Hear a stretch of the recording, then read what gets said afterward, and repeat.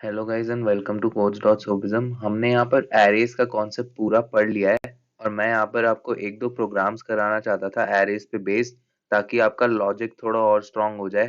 तो हम आज एक सम और एवरेज निकालने का प्रोग्राम करने वाले हैं एरेज को यूज करके। तो मैं ये प्रोग्राम आपको समझाता हूँ। हमने यहाँ stdio.h फाइल इंक्लूड कराई है, फिर हमने मेन फंक्शन बनाया है जिसका रिटर्न टाइप इंटीजर है। तो हमने एंड में रिटर्न जीरो किया है और जीरो से हमारा ये जो प्रोग्राम है वो टर्मिनेट हो जाता है। फिर हमने यहाँ पर क्या किया है, एक वेरिएबल बनाया है जिसका नाम n है और उसका टाइप इंटीजर है। यहाँ सिंटेक्स का ध्यान रखना, सेमीकोलन नहीं लगाओगे तो एरर आएगा। फिर हमने क्या किया है, printf का यूज करके बोला है enter the number of terms you want to add, और फिर हमने स्कैन करा लिया वही n की वैल्यू उसका एड्रेस देके। तो यहाँ पर n क्या स्टोर करेगा, number of terms you want to add. फिर हमने क्या किया है, इंट एयर n कर दिया और यहाँ पर स्क्वायर ब्रैकेट के अंदर n डाल दिया। इसका मतलब हमारा साइज जो है एरे का वो n होगा, मतलब हमारा एरे बनेगा उतने नंबर ऑफ टर्म्स के लिए जिन्हें हम ऐड कराना चाहते हैं। फिर हमने यहाँ पर क्या किया है, फिर हमने एक सम बनाया है जिसकी वैल्यू हमने जीरो से इनिशियलाइज किया है, क्योंकि अगर हम जीरो से इनिशियलाइज नहीं कराएंगे तो कोई ट्रैश वैल्यू होगी। और यहाँ पर फिर हमने यहाँ क्या किया है, फॉर लूप बनाया है। फॉर लूप हमारा कितनी बार चलेगा, एन टाइम्स ये फॉर लूप चलने वाला है। आइट्रेशन जीरो से लेकर आइट्रेशन n-1 तक चलेगा और यहाँ पर condition i less than n है और हर लूप के बाद यहाँ पर एक अपडेशन होगी i प्लस प्लस। फिर हमने यहाँ पर क्या किया है, तीन स्टेटमेंट्स कराई है, बहुत सिंपल।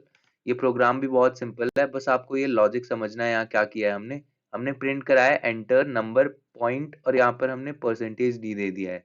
परसेंटेज डी हमारा i+1 रीड करेगा, i हमारा जीरो है और फिर हमने +1 किया है, मतलब हमारा जब जीरोथ इंडेक्स होगा तो मतलब वो नंबर 1 होगा।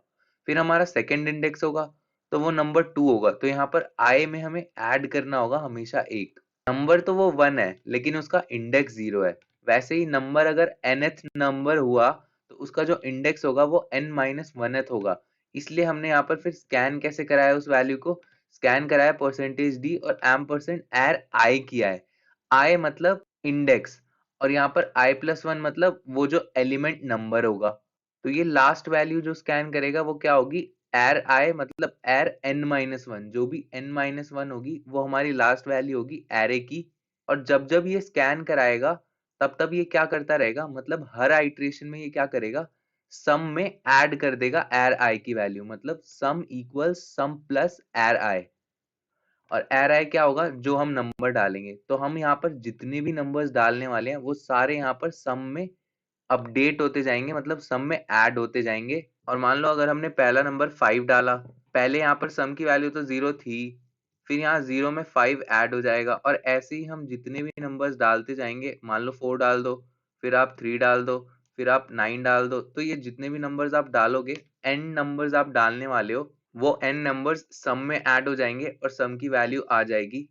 तो यहाँ पर सम तो हमारा बन जाएगा एट द एंड, लेकिन यहाँ हमने एवरेज के लिए क्या किया है, एवरेज हमें पता है क्या होता है, सम डिवाइडेड बाय n, और n हमारे नंबर ऑफ एलिमेंट्स होंगे। जितने भी नंबर्स का सम होता है उसको हम डिवाइड कर देते हैं उतने ही नंबर्स से, तो हमारा एवरेज आ जाता है। और इसको हमने फ्लोट टाइप क्यों बनाया, इसका रीजन क्या है, हमारा जो एवरेज आता है वो जनरली एक फ्लोटिंग पॉइंट नंबर होता है। तो यहाँ पर मैं फ्लोटिंग पॉइंट में ही इसे सेव कराना चाहता था और हमने सम डिवाइडेड बाय n कर दिया यहाँ पर। तो हम फिर प्रिंट क्या कराएंगे, the sum of all the numbers is percentage d, और यहाँ पर फिर न्यू लाइन लाके हम यहाँ सम डाल देंगे और फिर हमने average of all numbers is percentage F किया है। यहाँ परसेंटेज एफ क्यों किया है हमने, क्योंकि ये एक फ्लोटिंग पॉइंट नंबर था। और फिर हमने यहाँ पर एवरेज डाल दिया। अब इसे मैं रन करा कर आपको दिखाता हूँ। इसने यहाँ पर मांग लिया है enter the number of terms you want to add. तो मैं यहाँ 5 लिख देता हूँ, 5 नंबर्स हम ऐड करेंगे। यहाँ पर मैंने पहले 23 लिख दिया, फिर यहाँ पर मैंने 4 लिख दिया, फिर यहाँ मैंने 5 लिख दिया, फिर यहाँ 6 लिख देता हूँ, फिर अब यहाँ पर मैंने एंड में 7 लिख दिया। तो यहाँ पर हमारा सम ऑफ ऑल नंबर्स इज 45 आ गया। 23 प्लस 4 प्लस 5 प्लस 6 प्लस 7 हमारा 45 आ गया। और फिर हमने एवरेज निकाला तो the average of all numbers is 9 आ गया। यहाँ पे हुआ क्या होगा, एवरेज के लिए 45 डिवाइडेड बाय 5 हुआ होगा और 45 डिवाइडेड बाय 5 हमारा एक्यूरेटली 9 आ गया।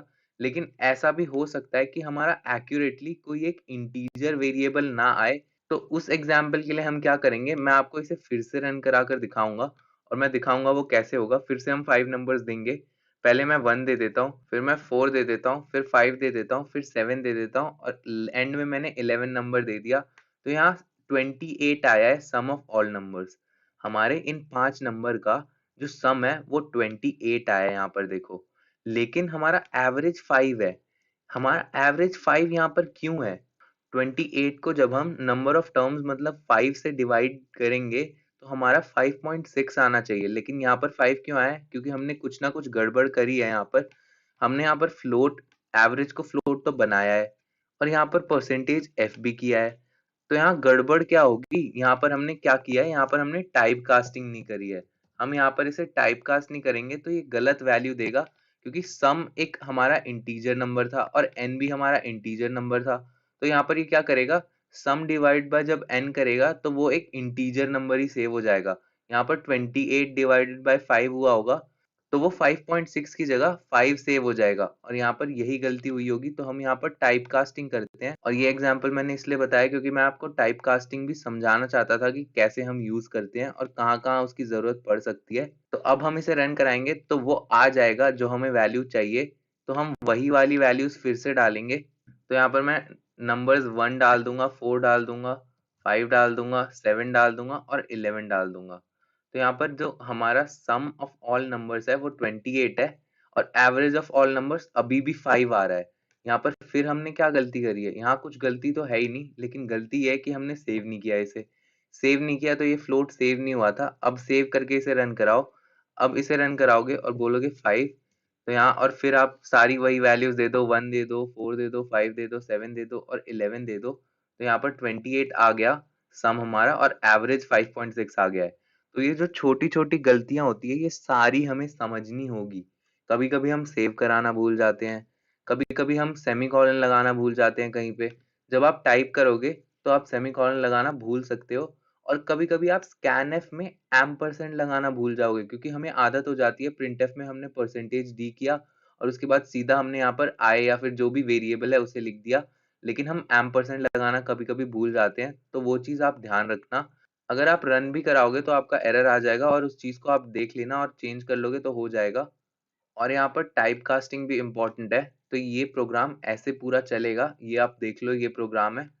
तो गाइज इस वीडियो के लिए इतना ही। मैं आपको नेक्स्ट वीडियो में लार्जेस्ट नंबर का एक प्रोग्राम करके दिखाऊंगा और ये जो प्रोग्राम्स है हमने नॉर्मली एक वेरिएबल बना के भी किए थे और ये प्रोग्राम्स मैं एरे बना कर करके इसलिए दिखा रहा हूँ क्योंकि ये भी हमारे इंपॉर्टेंट है और मैं समझाना चाहता हूँ एरेज को कैसे यूज करते हैं।